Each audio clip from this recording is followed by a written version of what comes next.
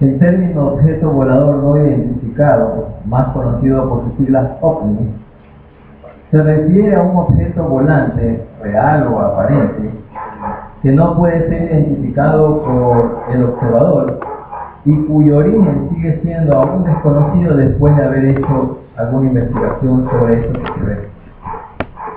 A lo largo de la historia han aparecido numerosos testimonios acerca de seres diminutos al mando de naves interestelares, o mejor dicho, OVNIs. Y a estos seres diminutos, el común denominador de la gente los llama los enanitos verdes. Y de acuerdo con algunos testigos, estos seres se mueven con gran rapidez y tienen unos amplios poderes telepáticos, además de que pueden producir cierto brillo fosforescente en la oscuridad.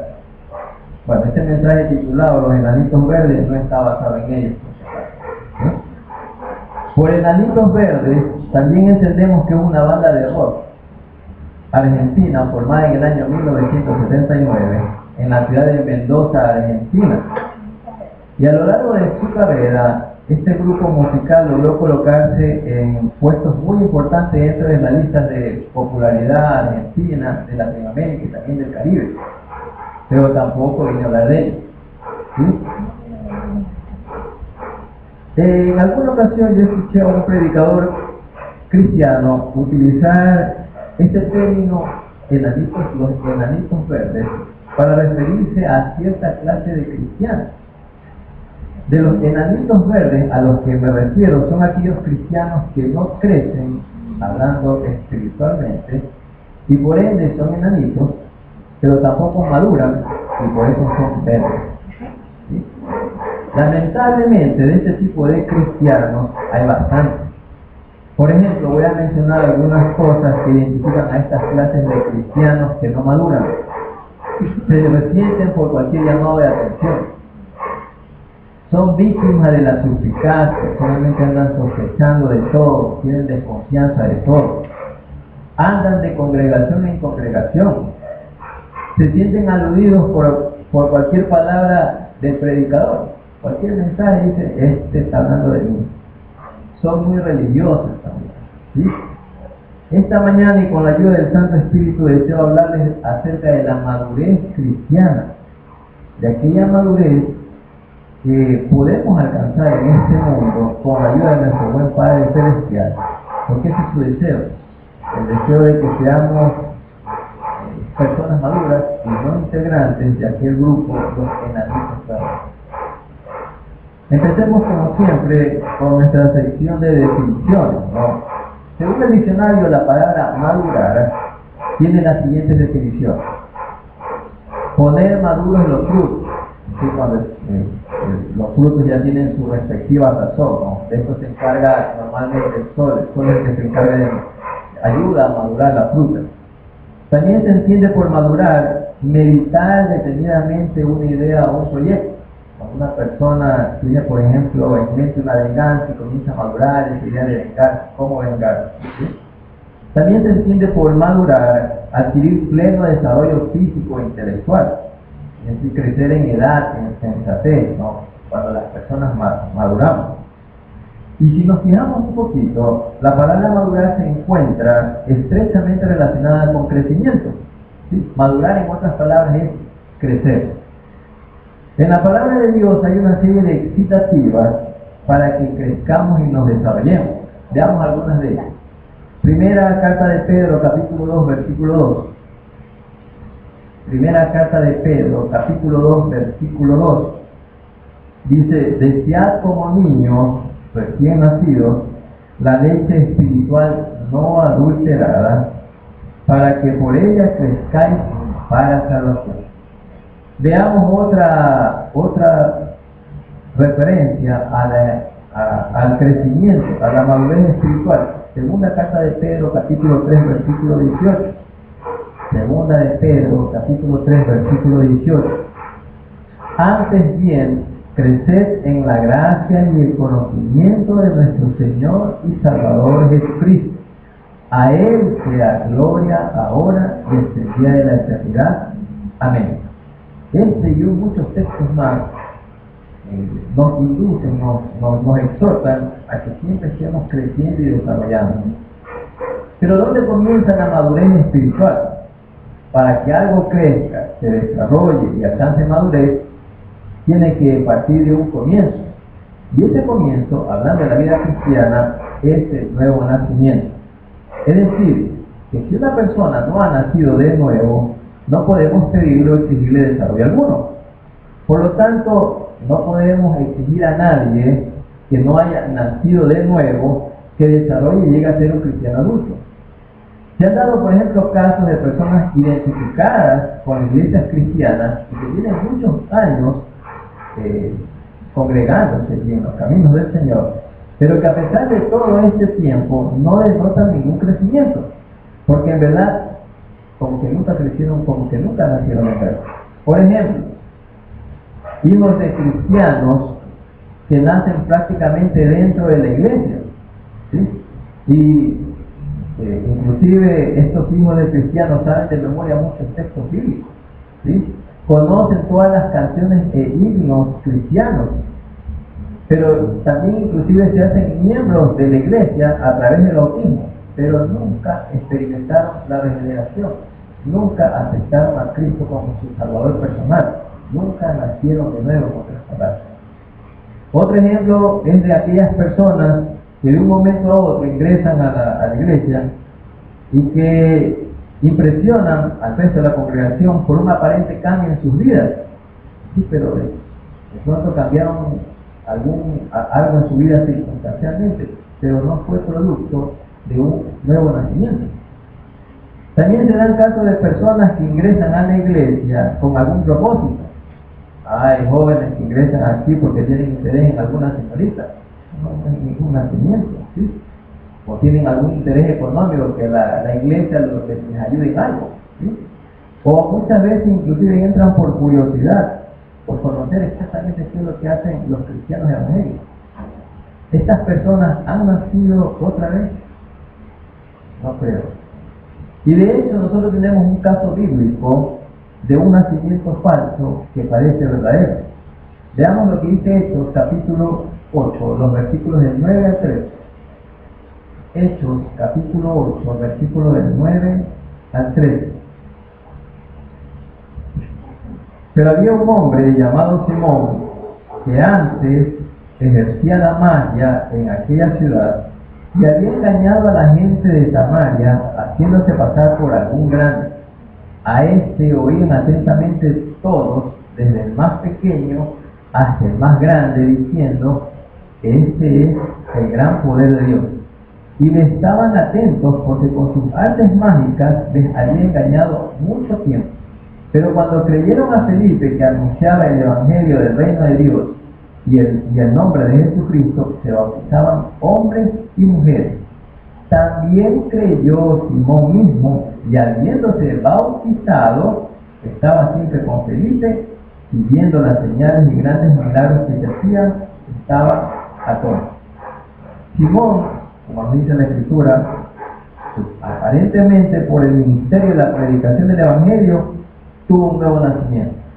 Pero todos conocemos el desenlace de esta historia. Leamos un poquito más abajo unos versículos del mismo capítulo 8 del libro de Hechos, los versículos del 18 al 21. Miren cómo termina esta historia.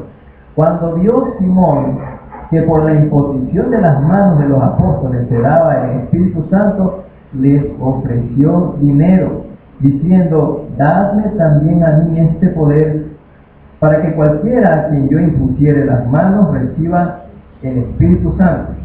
Entonces Pedro le dijo: tu dinero perezca contigo, porque has pensado que el don de Dios se obtiene con dinero. No tienes tú parte ni suerte en este asunto, porque tu corazón no es recto delante de Dios.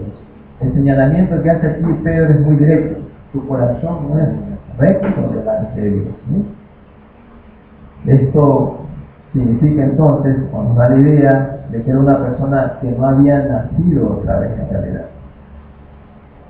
Ahora, veamos ciertas particularidades acerca de la madurez. Tratemos de entender correctamente lo que es esta madurez. La madurez en todas las áreas de la vida es siempre un proceso, ¿sí? Que siempre va de menos a más. La madurez es eso, ¿sí? Es un crecimiento, un proceso que va de menos a más. Y así tenemos el crecimiento o madurez que se dan en algunas cosas, como por ejemplo los frutos del árbol, ¿no? Son pequeños, van creciendo, inclusive algunos van cambiando de color, de tonalidad, y eso implica un crecimiento. Un niño cuando ingresa a la escuela va pasando de grado en grado, porque está demostrando, implica un crecimiento, ¿sí? Un deportista, ¿sí? Va ejercitándose día a día hasta alcanzar cierto estado físico, cierta madurez en su estado físico, ¿sí? Es todo un proceso. En todos estos casos mencionados, el proceso de maduración es como tal, ¿sí? Un proceso. Un ejemplo bíblico de crecimiento espiritual es el proceso de maduración del apóstol Pedro, ¿sí? Todos conocemos al apóstol Pedro, y la historia de este apóstol nos permite comprender algunas cosas muy particulares sobre la madurez en la vida de una persona que fue, como en el caso de Pedro, difícil de moldear, ¿sí? Pero que finalmente esta dura piedra que era Pedro fue transformado por la obra y la gracia de Dios. En el proceso de maduración de un hombre como Pedro, hay momentos críticos en los que de pronto parece que todo progreso ha sido falso y que hay que empezar como que de nuevo, otra vez en cero, ¿sí? Y ese fue el caso, por ejemplo, cuando Pedro negó 3 veces al Señor Jesucristo, ¿sí? Según este capítulo en la vida de Pedro, parece como que no hubo crecimiento, y si lo hubo, como que otra vez tuvo que empezar desde cero, ¿no? Sin embargo, en la historia del viejo pescador de Galilea, esta experiencia solamente constituyó un paso, ¿sí? Solamente se detuvo, pero no lo hizo retroceder. Antes bien él se arrepintió y comenzó el proceso en donde se había quedado estancado, momentáneamente abandonado.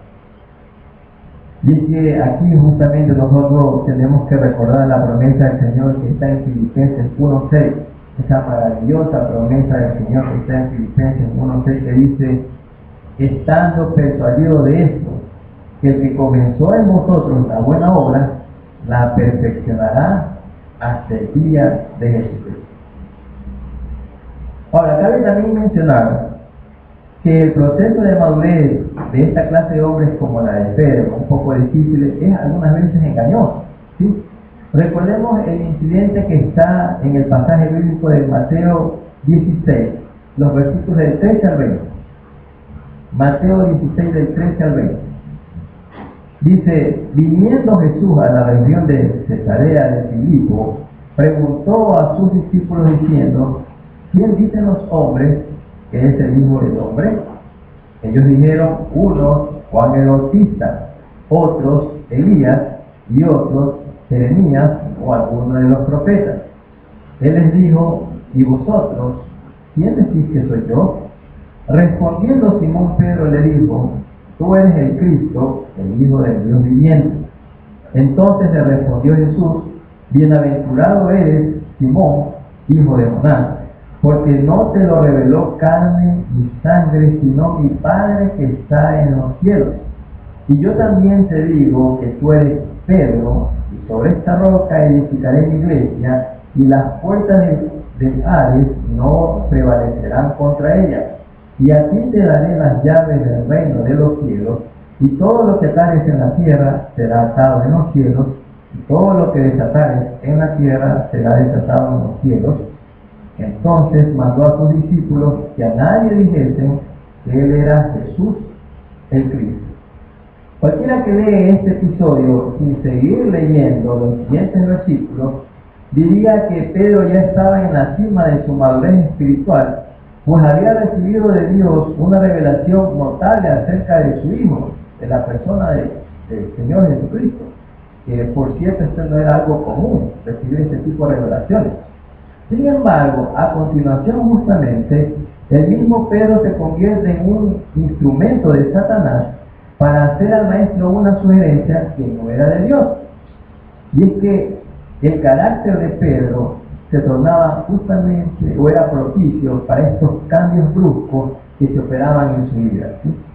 Pero el divino alfarero, nuestro Padre Celestial, no aflojó en ningún momento este barro. Y aunque Pedro con su accionar saltaba una y que otra vez de las manos del Señor, lo volvió él a tomar hasta darle la forma que finalmente tuvo. ¿Cuál entonces es la diferencia entre un cristiano maduro y otro inmaduro? Antes de responder a esta pregunta, primero respondamos otra. ¿Qué es lo que impide el crecimiento o la madurez en la vida de un cristiano? ¿Qué es lo que le impide a un cristiano crecer?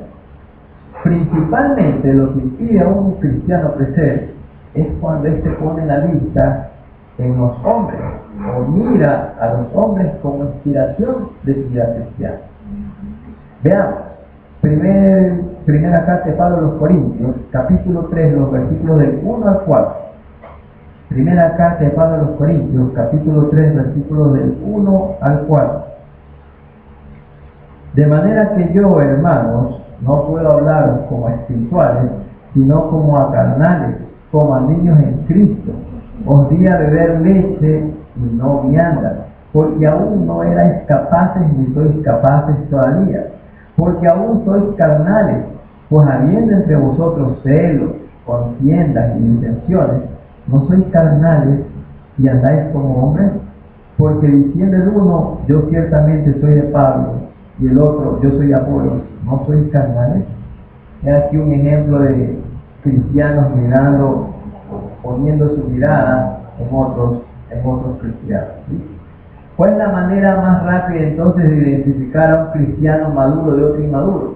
La manera más rápida de identificar a un cristiano maduro de otro inmaduro es que el cristiano maduro anda por fe, mientras que el inmaduro anda por vista.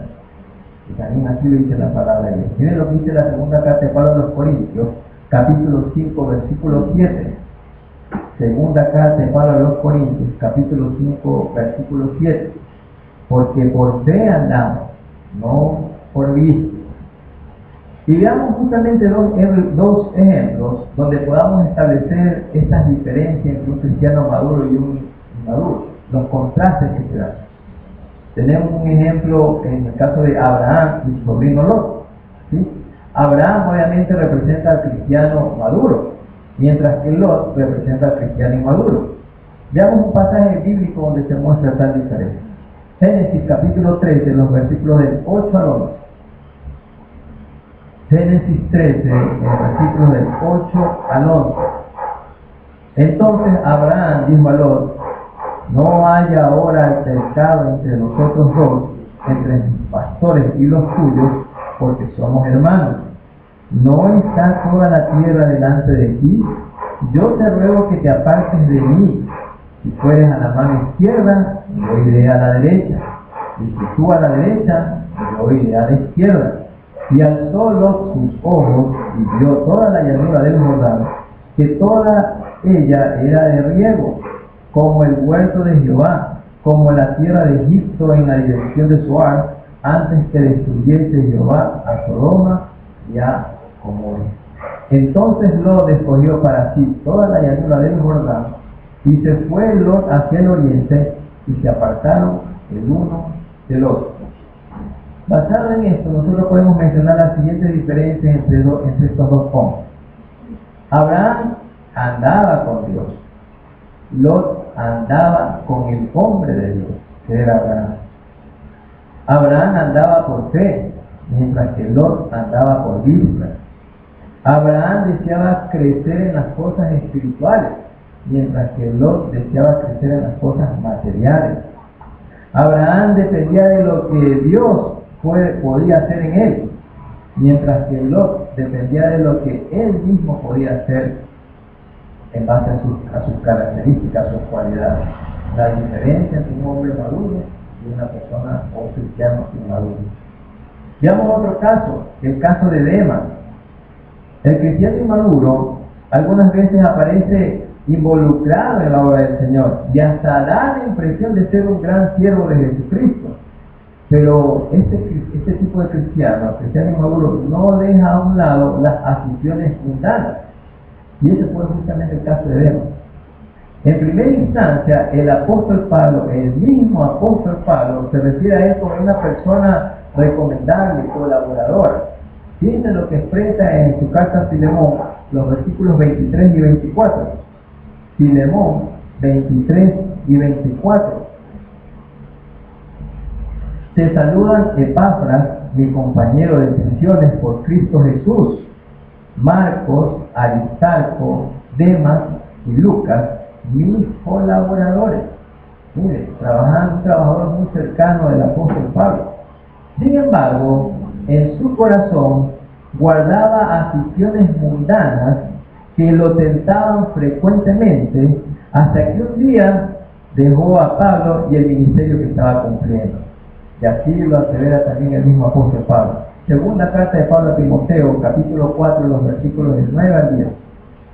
Segunda carta de Pablo a Timoteo, capítulo 4, versículos del 9 al 10. Procura venir pronto a verme, porque Demas me ha desamparado, amando este mundo, y se ha ido a Tesalónica. Crescente fue a Galacia y Tito a Dalmacia. Miren en este caso, en el caso de Demas, una persona que puso su mirada en las cosas del mundo. ¿En qué consiste, hermanos, entonces la madurez cristiana? El ideal del apóstol Pablo como seguidor de Cristo era la perfección. Ese era el ideal del apóstol Pablo, la perfección. Entendiéndose correctamente que cuando habla de perfección se refiere a madurez cristiana, a madurez espiritual. Y tras ese objetivo justamente dedicó el apóstol Pablo todos sus empeños y esfuerzos que él podía. Hay muchos autores que opinan que el apóstol Pablo fue uno de los siervos de Jesús que logró una alta perfección o madurez. Sin embargo, leamos lo que el apóstol Pablo dice al respecto. Filipenses capítulo 3, versículo 12. Filipenses 3:12. Dice, no que lo haya alcanzado ya, ni que ya sea perfecto, sino que prosigo por ver si logro hacer aquello para lo cual fui también asido por Cristo Jesús. Fijémonos que aquí el apóstol Pablo menciona que él no es perfecto, ¿sí? Antes bien, él reconoce que el grado de perfección que tiene Cristo, él no lo ha logrado aún, ¿sí? Y como está consciente de esto, él dice, prosigo al blanco, a la meta, ¿sí? ¿Y cuál es esa meta, ese blanco? Cristo, Cristo. En otras palabras, ¿en qué consiste la perfección? La perfección consiste o está en seguir a Cristo. En eso consiste la perfección. Y esta perfección, queridos hermanos, es posible. Es posible obtenerla aún en este mundo malvado y con tantas tentaciones.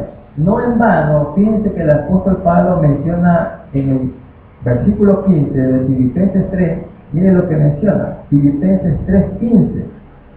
Así que todos los que somos perfectos, mire el contraste, ¿no? En el 1, en el versículo 12 decía no es perfecto, pero aquí dice, así que todos los que somos perfectos, esto mismo sintamos.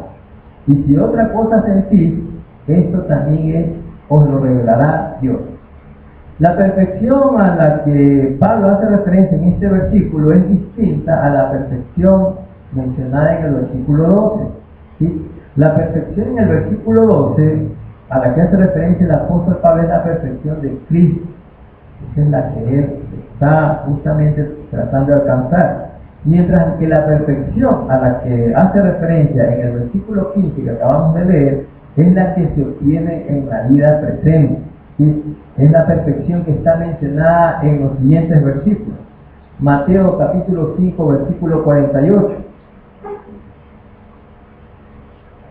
Es una exhortación del propio Jesús. Mateo capítulo 5, versículo 48 dice, sed pues vosotros perfectos, como vuestro Padre que está en los cielos es perfecto. Si no pudiéramos alcanzar este tipo de perfección en el mundo, de seguro el Señor nos estuviera exhortando a hacerlo. Lucas capítulo 1, versículo del 74 al 75.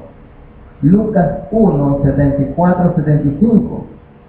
que, librados de nuestros enemigos, sin temor les sirvamos, en santidad y en justicia delante de Él todos nuestros días. Y veamos una última referencia.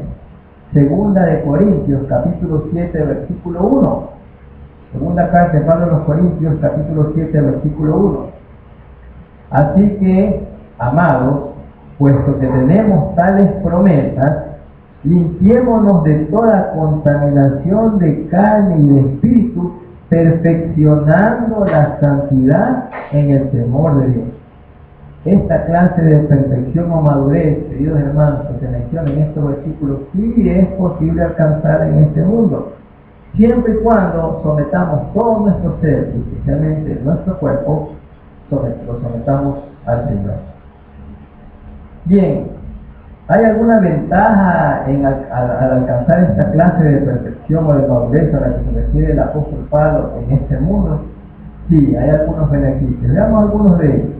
La madurez cristiana, por ejemplo, nos aleja del egoísmo, ¿sí? El inmaduro solamente piensa en él. Es lo único que piensa en su vida. Mientras que un cristiano maduro siempre se preocupa por los demás. Mire que esto está corroborado en la carta de Pablo a los Filipenses, capítulo 2, los versículos del 3 al 4. Filipenses 2, versículos del 3 al 4. Nada hagáis por contienda o por vanagloria, antes bien con humildad, estimando cada uno a los demás como superiores a él mismo, no mirando cada uno por lo suyo propio, sino cada cual también por lo de otros.